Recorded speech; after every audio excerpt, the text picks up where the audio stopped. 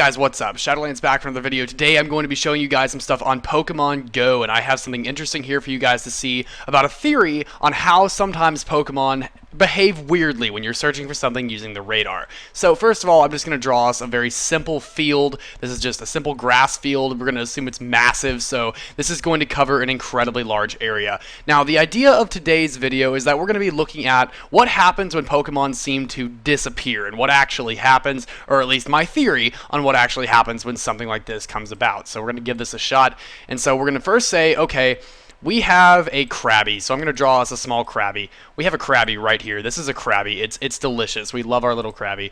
And so we're going to take our Krabby, and we're going to say, okay, it has a certain area that it can spawn in. Certainly you guys have by now realized that certain Pokemon spawn in certain areas, and they tend to not want to leave that area. So here what we're going to do is we're going to take a red rectangle. We're going to take a red rectangle, and we're going to say Krabby can spawn anywhere in this area. Now this is pretty big. We're going to assume this is several miles by several miles, so you're able to see it, so it's quite big, meaning this field is enormous. So we have our Krabby in the middle of the field right there. Now what we're going to do is we're going to go ahead and say, okay, we are walking along this road, so I'm going to draw us a road now. We have a road that's kind of going, or a path, or something going along here, and we have some radius of discovery. So this is the radius in which we can see things on our radar.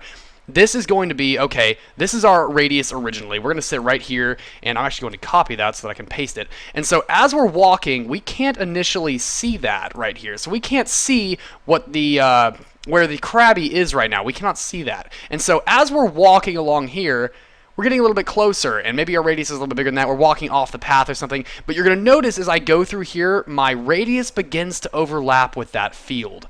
And now this is sort of weird, so this is where we can start discovering the Krabby. We're in the middle of this circle that I'm dragging around. We're at the middle of that. So as we walk past here and see this, we start to be able to see the Krabby because our circle has entered this rectangle, this field, so it now can detect this Krabby. Now, let's say, okay, we're starting to run into a Krabby right here. Cool, I want a Krabby, so I'm going to walk over here.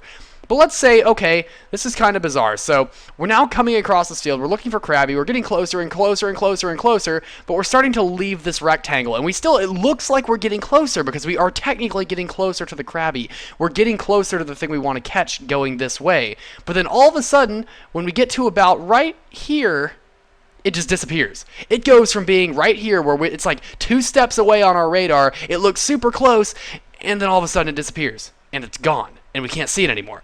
And so then you step back, you take 5 steps back, like, holy crap, where'd my Krabby go? You take a few steps back, and it's back again, but it's at 2 steps, it's not at 3. It seems to be jumping to 1 or 2 steps immediately, as in it's not going through the whole process of starting at the bottom of your detector and going all the way through all 9 spots and getting to the top one again. It doesn't do that again like it did over here, because you're literally on the inside of this rectangle, but the second you start doing this, you're going to start seeing that, and so it's going to start disappearing. Now, the other way this can happen, we're going to do this a little bit differently now. I'm going to undo here. I'm going to redraw our Krabby a little bit closer. We're going to put Krabby right here this time, and I'm also going to redraw our, we want that to be orange. We want our Krabby to be orange. We don't have red Krabbies yet, unfortunately. I would love to have a red Krabby. Now I'm going to draw this rectangle that it spawns in a little bit differently. So here's the rectangle that it can possibly spawn in. And now we're going to be looking at a different aspect of a Pokemon's property. So another property of the Pokemon, not only does it have an area in which it can spawn, it also has an area in which it is discoverable. So now I'm going to go ahead up here, I'm going to pick another circle here, and there's going to be a radius in which you can actually see the Krabby. That was the fundamentals. Now here's the actual meat of my theory here. So now we have this radius in which we can see Krabby. This is the radius in which we can see our Krabby. If we're inside this circle, we can see Krabby. So now we're going to have a little yellow. Actually, let's do something a little bit more visible. Let's do purple. Purple is going to be a great color. I like purple. So now we have this little purple, and this represents us. This represents our entire ability to see things. This is our radius now. We're in the middle of this circle, and that's where we are. So I'm going to be moving around our little circle here. So now, we may be able to step inside Krabby's spawn, but note that because we're not in this blue ring yet, we still can't see Krabby. We can't see this Krabby yet. So we're going to be walking around here. We can't find anything. When all of a sudden, we pass through here, and we can suddenly see Krabby. Okay, great. So now we're going to start looking for Krabby frantically. But now, let's say this happens. We're going to keep walking, and we're getting close to Krabby, and all of a sudden we step right here. This is kind of interesting because we're inside Krabby's discoverable radius, but we're outside of its spawnable area. And when you step outside of the spawnable area, it doesn't matter anymore whether you're inside the radius of that Pokemon or not. You won't be able to see it. And so the idea here is, even if you're right here with this purple ring is, we're outside of its spawn area. And so if you're outside of the spawn area, period, you cannot see that Pokemon. But I'm going to delete that. I'm going to redraw us right here.